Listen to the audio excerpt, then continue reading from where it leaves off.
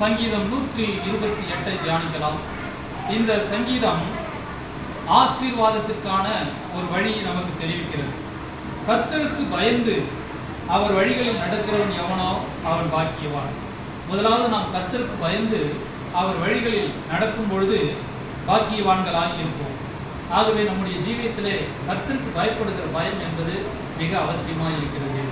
நாம் கர்த்தருக்கு பயந்து நடப்போம். கர்த்தருக்கு பயந்து நடத்தல் என்றால் தீமையை விட்டு விலகுதல், பாவம் செய்யாதிருத்தல், மற்றும் ஆண்டவருடைய காரியங்களில் கவனம் செலுத்துதல், ஜெபம் பண்ணுதல், வேதம் வாசித்தல், கர்த்தருடைய ஆலயத்துக்கு செல்லுதல், ஊழியம் செய்தல், காணிக்கை கொடுத்தல், இப்படி பல காரியங்கள் கர்த்தருக்கு பயப்படுதலிலே அடங்கி இருக்கிறது.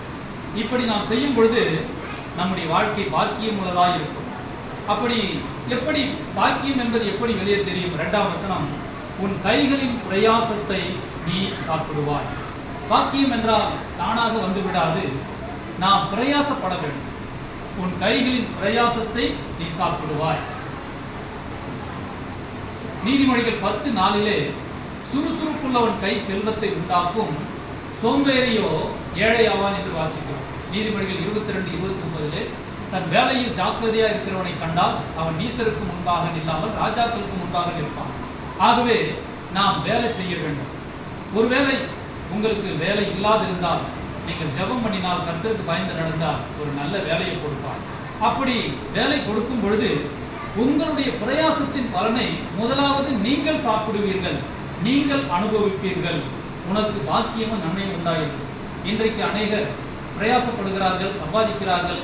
ஆனால் அவர்கள் சம்பாதிக்கிற பணம் ஒன்று மதுபானத்திற்கும் அல்லது வேசித்தனம், விபச்சாரம் போன்ற காரியங்களுக்கும் வட்டி கொடுப்பதற்கும் போய்விடுகிறது. ஆனால் கர்த்தருக்கு பயப்படும் பொழுது அப்படி இல்லாமல் உங்களின் கைகளின் பிரயாசத்தை நீங்கள் சாப்பிடுவீர்கள். 3வது, உன் மனைவி உன் வீட்டோரங்களில் கனிதரும் திராட்சை கொடியை போல் இருப்பார். அதாவது அடுத்தது, உங்கள் மனைவி, உங்கள் குடும்பம் ஆசீர்வதிக்கப்படும். நீங்கள் மாத்திரம் ஆசீர்வதிக்கப்படுவதல்ல, உங்கள் குடும்பமும் ஆசீர்வதிக்கப்படும். ஒருவேளை நீங்கள் திருமணம் ஆகாதவர்களாக இருந்தால், பலருக்கு நீண்ட காலம் திருமணம் ஆவதில்லை. நீங்கள் கர்த்தருக்கு பயந்து நடந்தால் கர்த்தர் உங்களுக்கு ஏற்ற துணையை கொடுப்பார். உங்கள் கைகளின் பிரயாசத்தை நீங்கள் சேமித்து வைக்கும் பொழுது உங்களுக்கு திருமணம் ஏற்ற காலத்திலே நடக்கும். ஆகவே கர்த்தர் உங்களை ஆசீர்வதிப்பார். உங்கள் மனைவி ஆசீர்வதிக்கப்பட்டவர்களாக இருப்பார்கள். அது மாத்திரமல்ல, உன் பிள்ளைகள், நீங்கள் ஆசீர்வதிக்கப்படுவீர்கள், உங்கள் மனைவி ஆசீர்வதிக்கப்படுவார். அடுத்தபடியாக உன் பிள்ளைகள் உன் பந்தியை சுற்றிலும் ஒளிவு மர கன்றுகளைப் போல் இருப்பார்கள். உங்கள் முழு குடும்பமும் ஆசீர்வதிக்கப்படும். 4வது, இதோ கர்த்தருக்கு பயப்படுகிற மனுஷன் இவ்விதமாய் ஆசீர்வதிக்கப்படுவான். எவ்விதமாய்? 5ஆம் வசனம், கர்த்தர் சியோனிலிருந்து உன்னை ஆசீர்வதிப்பார். நீ ஜீவனுள்ள நாளெல்லாம் எருசலேமின் வாழ்விற்கான பொருளாதார ஆசீர்வாதம், குடும்ப ஆசீர்வாதம் மாத்திரமல்ல, ஆவிக்குரிய ஆசீர்வாதமும் உங்களுக்கு உண்டாகும். கர்த்தர் சியோனிலிருந்து உன்னை ஆசீர்வதிப்பார். பரலோகத்தின் ஆசீர்வாதங்கள், தேவனுடைய பிரசன்னம், அபிஷேகம், இன்னும் ஆவிக்குரிய வரங்கள் எல்லாவற்றினாலும் உங்களை ஆசீர்வதிப்பார்.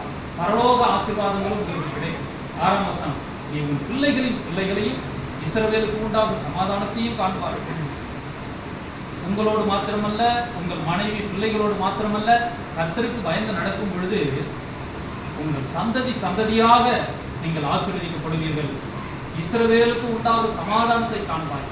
அதாவது இஸ்ரவேல் தேசம், இஸ்ரவேல் குடும்பத்துக்கு உண்டான ஆசீர்வாதம் உங்களுக்கு உண்டாகும். ஆகவே கர்த்தருக்கு பயப்படுகிறதுனால் உண்டாக ஆசீர்வாதம் உங்களுக்கு கிடைப்பதாக என்று இயேசுவின் நாமத்தினாலே வாழ்த்துகிறேன். கர்த்தருக்கு பயப்படுங்கள், ஆசீர்வாதமாய் வாழுங்கள். தேவனுக்கு மகிமை உண்டாவதாக. ஆமென்.